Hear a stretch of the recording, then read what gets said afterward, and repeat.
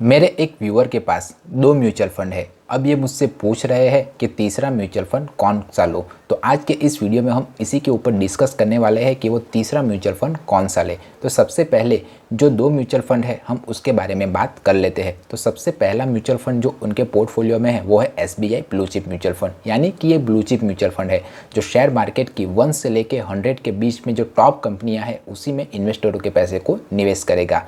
अब टॉप कंपनियों में निवेश करने के कारण ये mutual fund compare to small cap and mid cap mutual fund की तुलना में काफ़ी ज़्यादा सेफ माना जाएगा।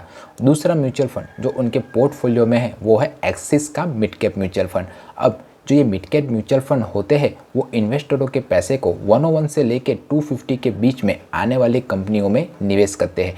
अब मिड कंपनियों में निवेश करने के कारण ये जो म्यूचुअल फंड है वो ब्लू चिप म्यूचुअल फंड की तुलना में तो थोड़ा कम रिस्की है, थोड़ा रिस्की है, पर स्मॉल कैप म्यूचुअल फंड की तुलना में थोड़ा कम रिस्की है। और तब उन्होंने मुझसे पूछा कि वो तीसरा म्यूचुअल फंड कौन सा ले। तो मेरी तो यही सलाह है कि वो एक स्मॉल कैप म्यूचुअल फंड ले, क्योंकि जो स्मॉल कैप म्यूचुअल फंड होता है वो 250 के बाद की आने वाली किसी भी कंपनी में, यानी कि नई कंपनी में इन्वेस्टरों के पैसे को निवेश करता है। अब नई कंपनी में निवेश करने के कारण ये जो म्यूचुअल फंड है वो काफ़ी ज़्यादा रिटर्न्स लाने के पोटेंशियल रखता है पर अच्छे मार्केट में। पर अगर मार्केट ख़राब हुआ या मार्केट में डाउनफॉल आया तो ये स्मॉल कैप म्यूचुअल फंड इन्वेस्टरों को काफ़ी ज़्यादा नुकसान भी करवा सकता है। तो ये अगर आप ये 3 म्यूचुअल फंड ले लो तो आप शेयर मार्केट की 1 से लेके सभी कंपनियों में, यानी कि सभी सेक्टर में आप अपनी इन्वेस्टमेंट को कर पाओगे। तो ये 3 म्यूचुअल फंड आपके लिए इनफ है। तो आप अगर अपने पोर्टफोलियो में एक ब्लू चिप, एक मिड कैप और एक स्मॉल कैप म्यूचुअल फंड अगर रखोगे तो आप शेयर मार्केट की तकरीबन सभी कंपनियों में निवेश कर पाओगे।